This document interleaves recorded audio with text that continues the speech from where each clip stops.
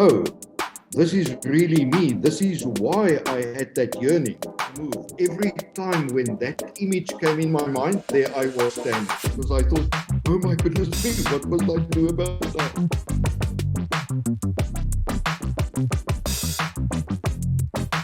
So tonight our topic is living a life that serves no one, not even ourselves. We are going to talk about what we refer to with peace evolution as our unique selling point, what makes us unique from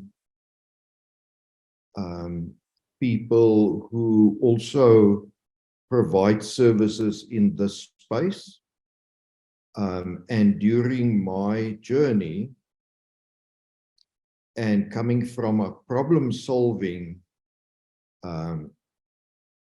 background in my conventional work, I attempted to break down in this presentation at a very, very high level. So I'm keeping it at a very high level. What we at Peace Evolution see, as it is written there, the Peace Evolution inner peace recipe. For that to take place, we have broken humanity into two different, I would like to use the word groupings.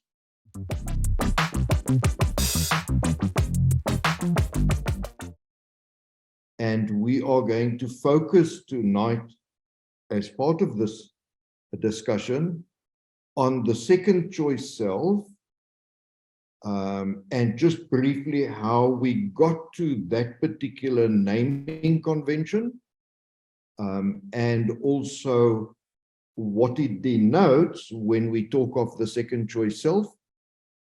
Then we also, if we have a second choice self, we also have what we refer to as the first choice self. Now, in this discussion, we would want to bring what is the difference between those two and how the naming came about, and then taking it a step further by talking specifically about the second choice self. Elated when I made the discovery in my own behavior and where that behavior came from, I was elated with that discovery. But how does one talk about this? Over the years, I've used lots of different terminology, but to simplify it, I was living a second choice self. So I'm working from a premise that what I'm sharing here is drawn from my own experience. And the second choice self is, and we are going to elaborate more specifically, but let us say the second choice self, summing it up at a very, very high level, is an Emmanuel who has not got the confidence in himself to be himself.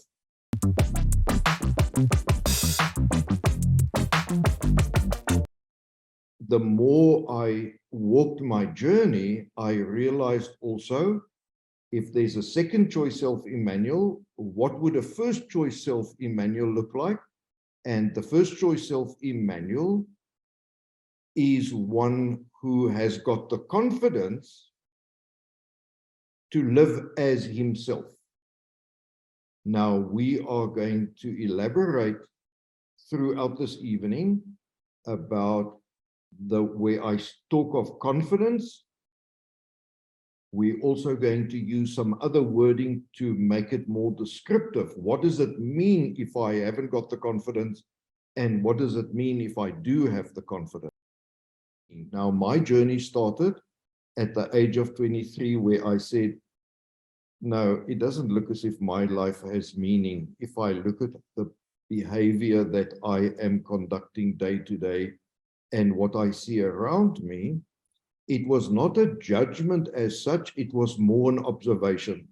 I observed, no, surely this can't be, where I get up in the morning, I go to work, I do this and that, and tomorrow I start the same pattern.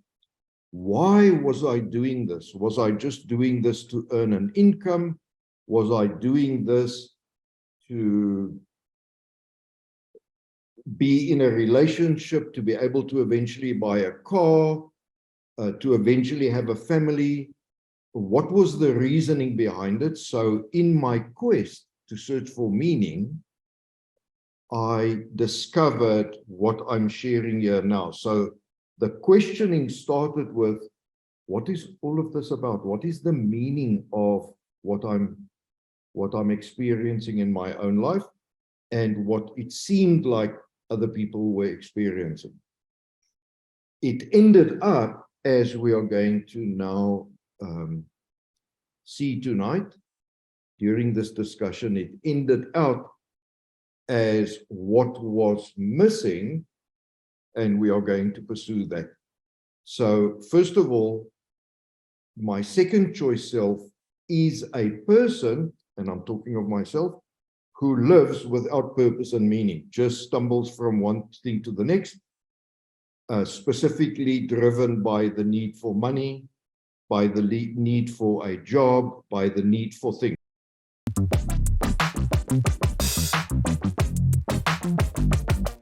When we look at this, now I've got to first put on another hat.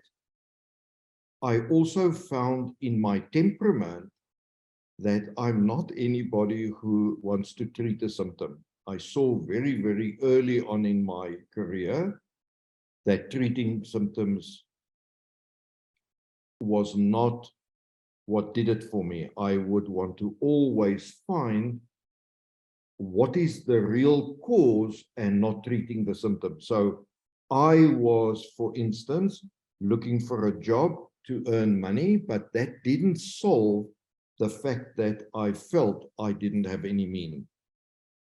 Now, if I look there at treating the symptom, the upper ellipse there is something feels missing, and it's not because of anything, it just feels automatically that something is missing.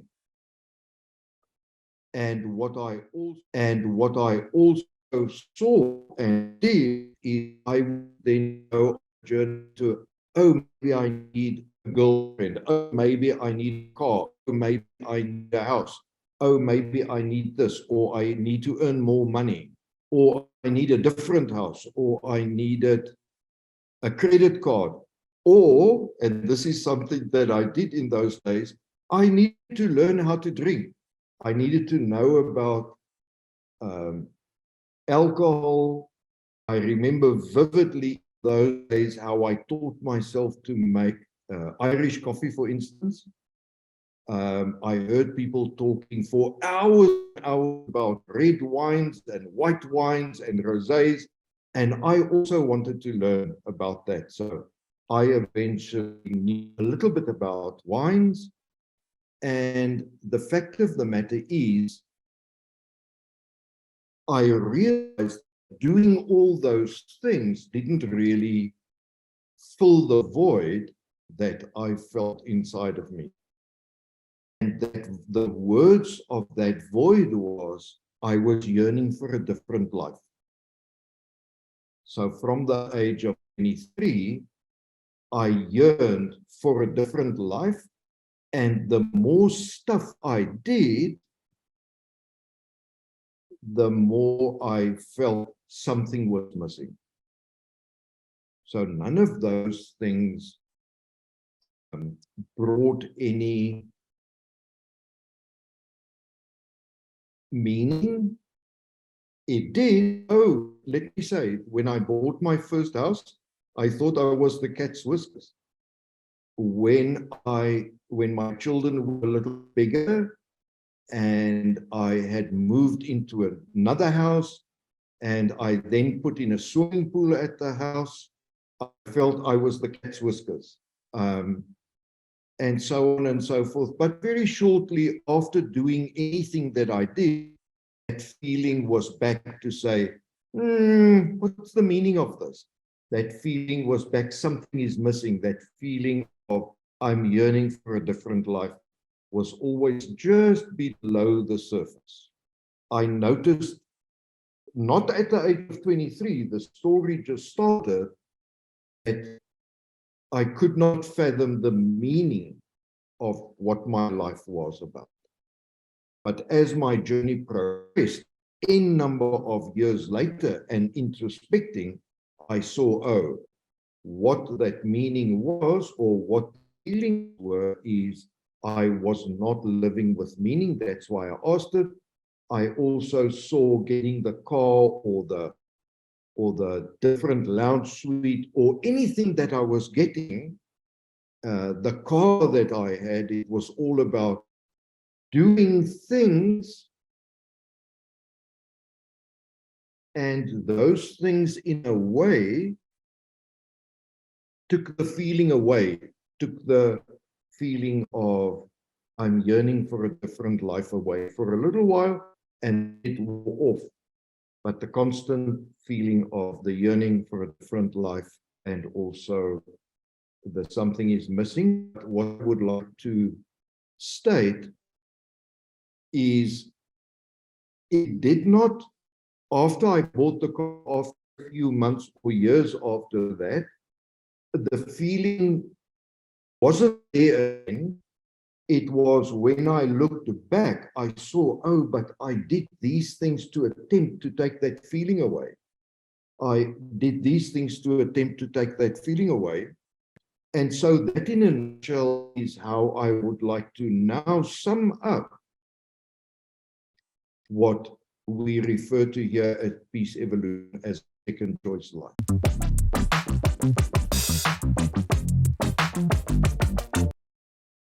Now, the first choice self, now in a way,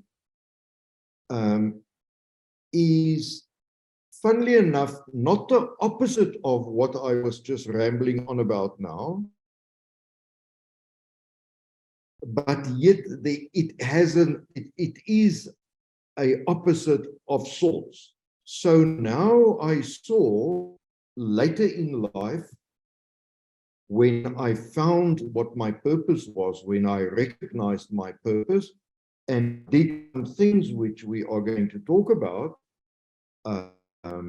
where I recognized my purpose, I then also found that recognizing of my purpose, how it was locked up in a daydream.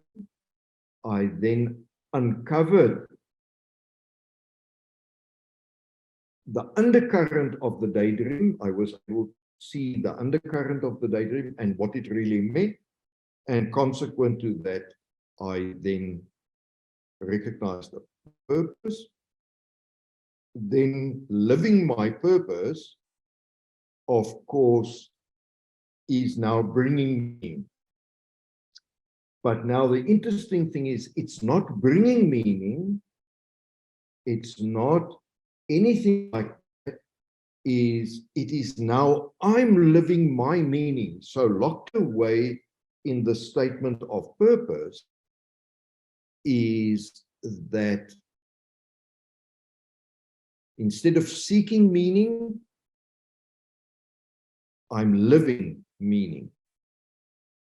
And of course, we are going to elaborate on that also.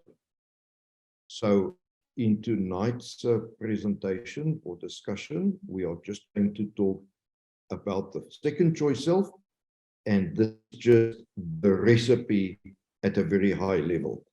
Linda, now, in my quest, in my journey to discover why do I feel something missing, why am I yearning for a different life, of course, and it being part of my temperament, I was looking to address the root cause. Where did the origin come from? And from just what's on the screen now, the origin is either I look for meaning, or the other one is I have meaning. I found my meaning, I found my purpose, I recognized it. It wasn't outside of me, it was inside of me. And I got there by addressing the root cause. Doing all the things externally is not solving it whatsoever. And then part of addressing the cause was to recognize purpose, as it says there, recognize purpose and meaning.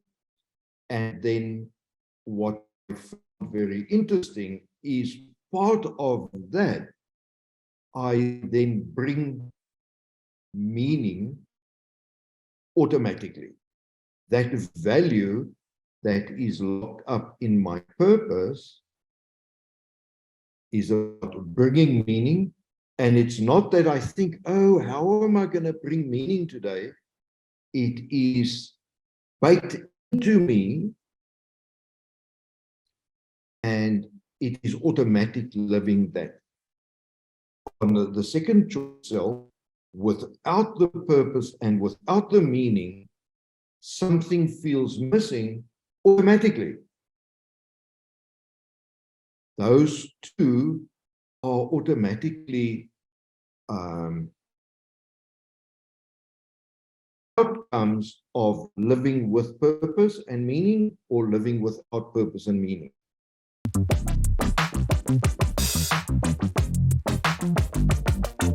But please look at it from this point of view. I'm not saying, and here at Peace Evolution, we are not saying everybody into and falls into that. I feel personally, maybe there's a 1% chance.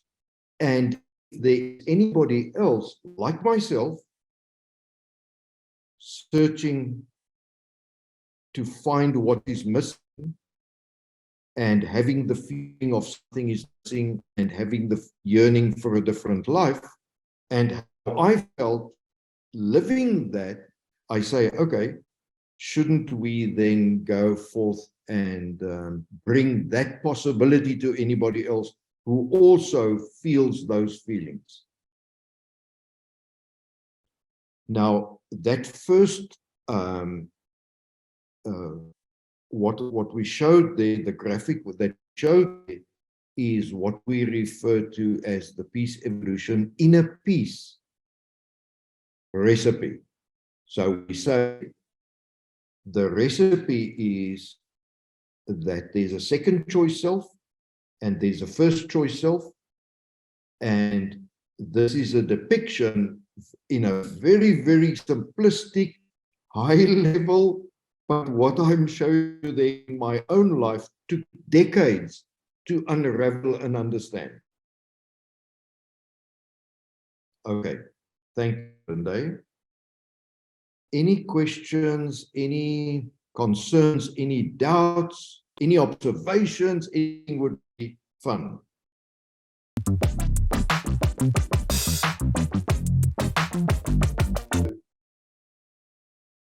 Like you said, it took you decades to discover this first choice self of you. And if I may ask, when you came to that self-realization, how did you feel? And how did you know that that was the actual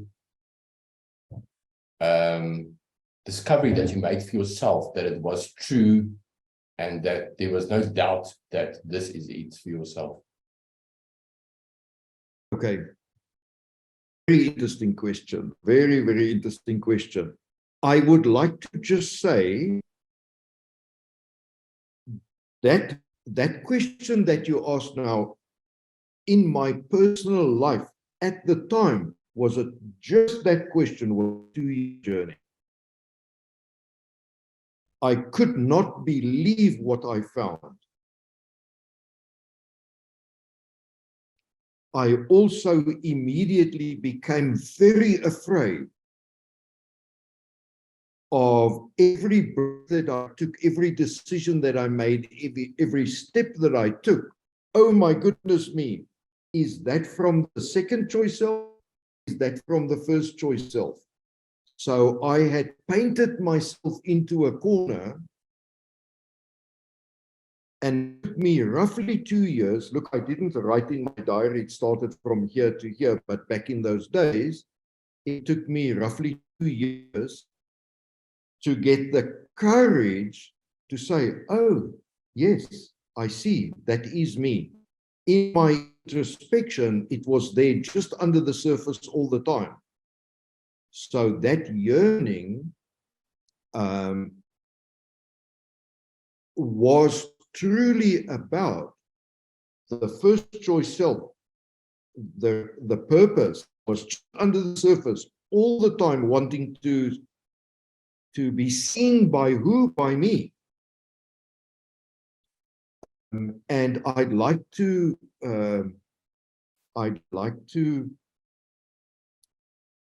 give an example of the images that I saw in my mind during that period of disbelief. So remember now, I'm saying on the one hand, I don't have the confidence to be me. Now I see what me really is. Now is the confidence to be that me. So during that period, I also saw that it took a lot of courage, and it also took a lot of honesty. I actually coined the phrase brutal honesty. Now, how in my mind's eye saw myself during that 2-year period was, imagine I'm standing in a theater and I'm one of the actors in the theater in the play, and there is a light shining on me to light up me. And if you are able to imagine that is a cylinder of light that's coming down on me, and I was stuck in that cylinder. I don't know if the camera would be able to pick this up, but I'm standing there in a frozen position with my legs and with my arms like this during all that time. I was frozen. And I did not move. Every time when that image came in my mind, there I was standing in the cylinder, as if I was in slow motion walking. The one leg was up, the one arm was up, and I was just stuck there in that cylinder, and I didn't know which way to turn. So first of all, what I also found is that my confidence was completely, the little bit that I had was completely shattered, altogether completely shattered. From no confidence, now I suddenly realized, oh, this is really me. This is why I had that yearning. And I'm just using very loose words now. That was frightening. In seeing that undercurrent in my daydreams, which we are going to talk about and have spoken about, the undercurrent in my daydream brought to me what the possibility to recognize my purpose, also brought to me to recognize the value that I bring. Now, think about this. Very little confidence to be me, to seeing this. Now, how do I take the next step? Okay, Pierre, I'd like to come back to your very, very interesting question. So there was that frozen stage, but immediately after recognizing my purpose, there was a mixture. Let's say for 2 weeks, I was crying and laughing at the same time. It was a crying of elation, and it was a laughing of, I found something so profound. It's unbelievable. But in exposing that to me, in exposing, recognizing my purpose to me, I was, of course, in that elation. And the crying came from,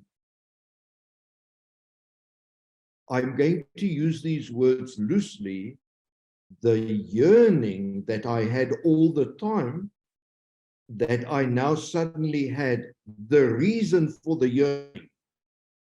Okay.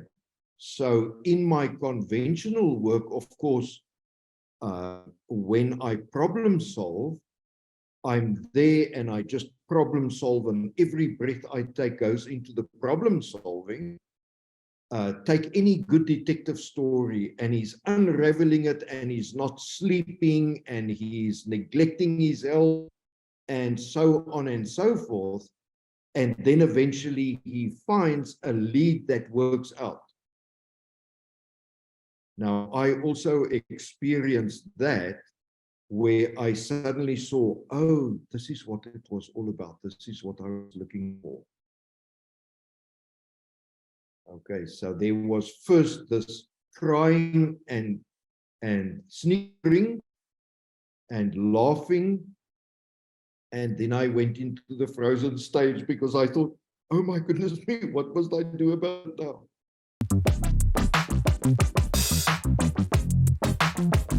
Emmanuel, I've got a question. I would like to know, as Pierre just said, it took you decades to come to this realization. So here at Peace Evolution,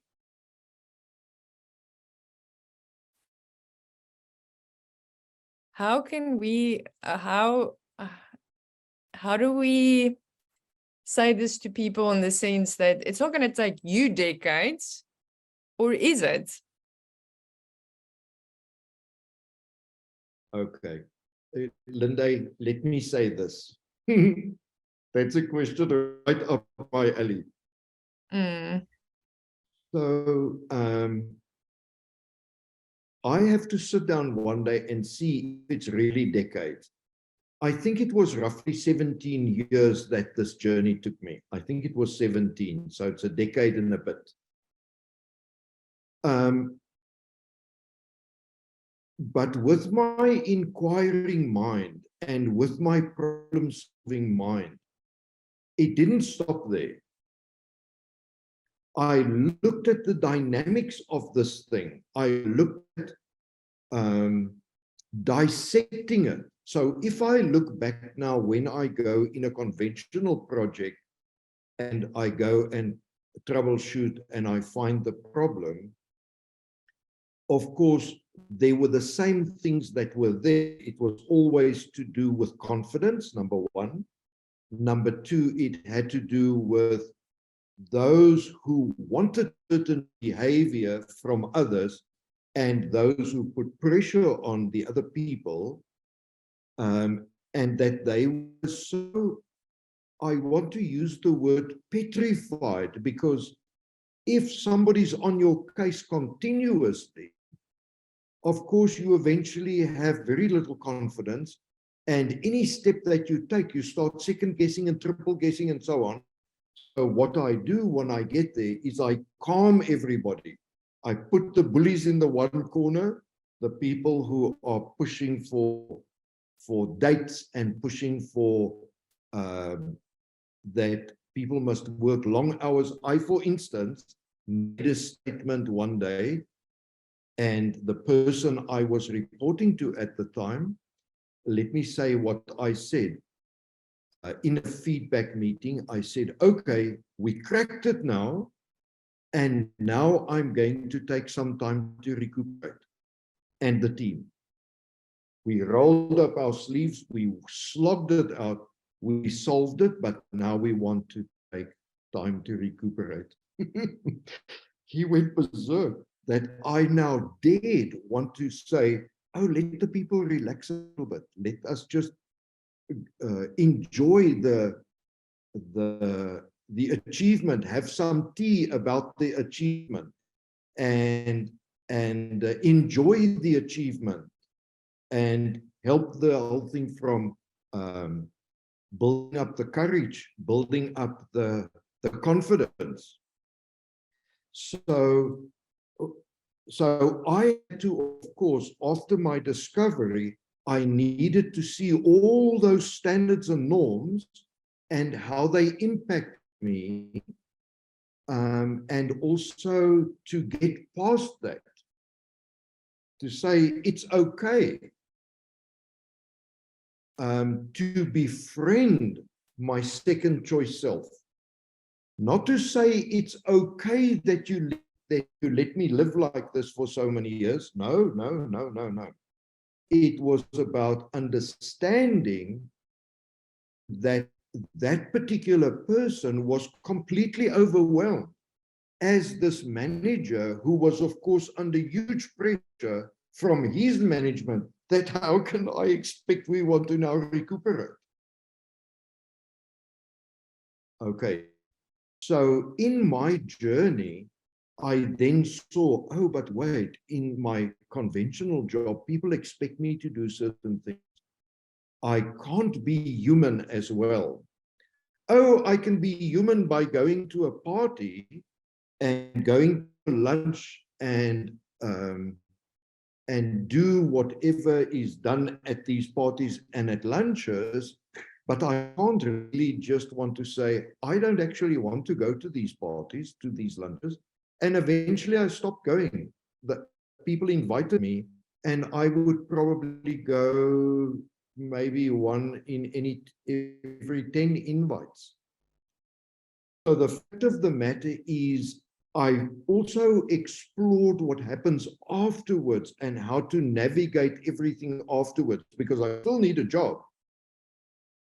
Now, in the context of your question, now, why would it take anybody a shorter time than the time it took me?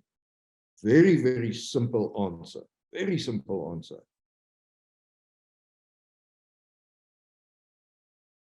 And that is in the fact that you would recognize that you are living certain behavior, and you know you don't want to live that behavior anymore. Now, you can live with it for a day, for a week, for a month, for a year, and not have the courage to stop that behavior. And so the courage is part of it, and being brutally honest to myself to say, I actually don't want to go to that lunch anymore. I don't want to go to this anymore. I don't want to do that anymore. I just have lost interest in all of that. Now, the longer I hold on to that, Linde, something very interesting happens. The longer I hold on to it, the less space I have in unfolding my meaning.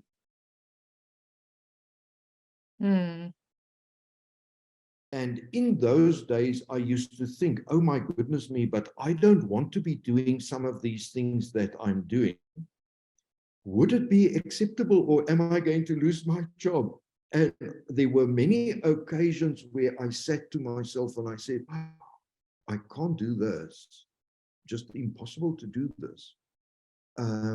And I'm going to have to own up to whoever I report to. They want me to do this. And to say, look, if you want me to do that, I'm obviously the wrong person for the job. I know I'm the right person for the job, but not to do it that way. I know how I need to do it for it to work. And something very interesting happened. The more I exerted that behavior, the more people came to me and said, geez, I wish I could do it like that, or say it like that. Or so there is this need of wanting to recognize me in me, I guess in many people, in how they responded to my behavior, this new behavior of mine. And I see that that made space for me to be me. But let me also say, I thought, oh wait, let me just get rid of my job. Let me explore a journey without money. But that doesn't work, because we are going to pay the bills. How are you going to have a roof over your head? So I did that. And I saw, no, wait, it's this balance that I needed to live. Okay, I need to pay the bills, therefore I need a job. I even took work that was not as high profile as the jobs that I used to have, so that I had time for me. But that also doesn't work. So I have attempted many, many things. And I now say, to answer your question more directly, all you need is courage, and you need to be brutally honest. And you are going to short circuit your journey, fast track your journey. But let me just say now, that is quite difficult. It's easy to say those words that I'm saying now, but it's quite difficult to understand the significance of that. I may have believed that the job that I've got and the status that I've got and the fact that I have this car or this a partner or whatever the case might be. And remember, by now, I could even have had a number of children. Now, all of that now suddenly comes into question. And now I need to say, well, I did those to search for meaning. Now I don't need that meaning anymore, because I found my meaning inside of me.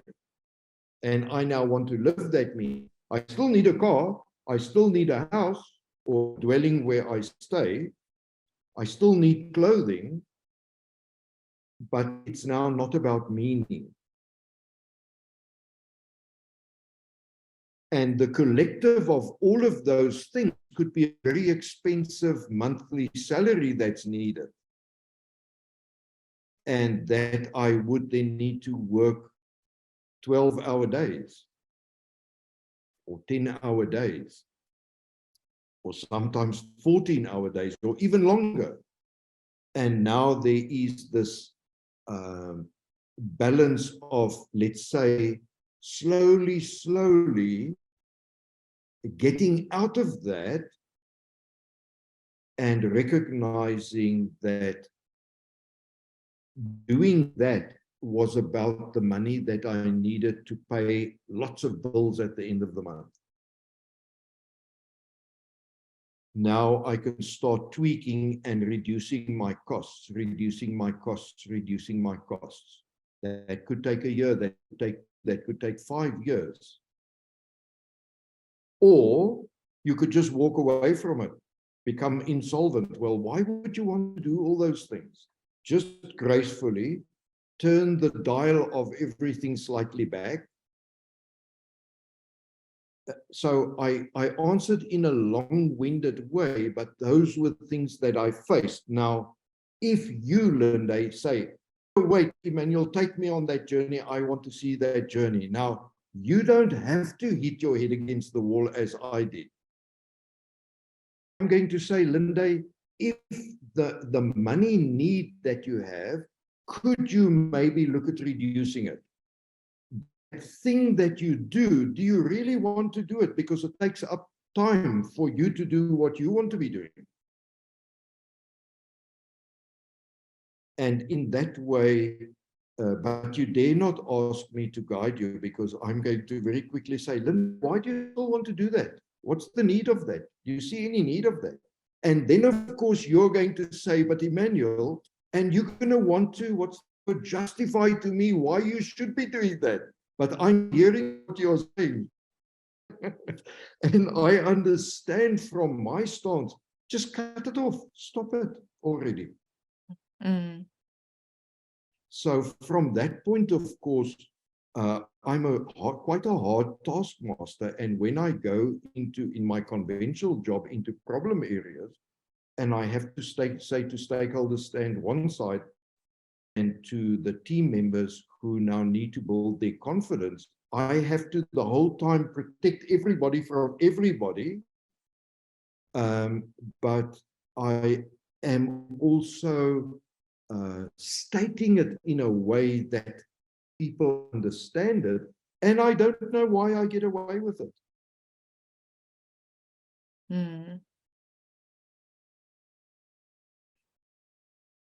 Yeah, so in essence, your life experiences, like you said, brought you to a place where you found this recipe for inner peace. But that takes brutal honesty and courage. So for anyone that wants to try out the recipe, I guess that they would need that ingredient, right? And also, like you said, the ingredients of someone that was also in the space that you were, yearning for a different life and wanting to live a life with meaning, not just pursue external things to fill this void, that feeling of something that's missing. So yeah, I think to sum it up, I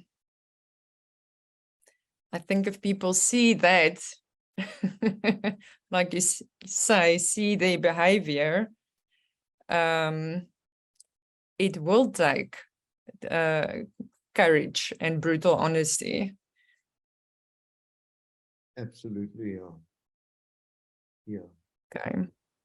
Yeah, and also a caution, Linde, and you summed it up very, very well. A caution is now, based on what I just said now people want to stop doing this, stop doing this, stop doing this, stop doing this, stop doing this. Now it's going to the opposite. Now it's not that I want this to be okay. Now I don't want this to be okay. But neither of those is what it's about.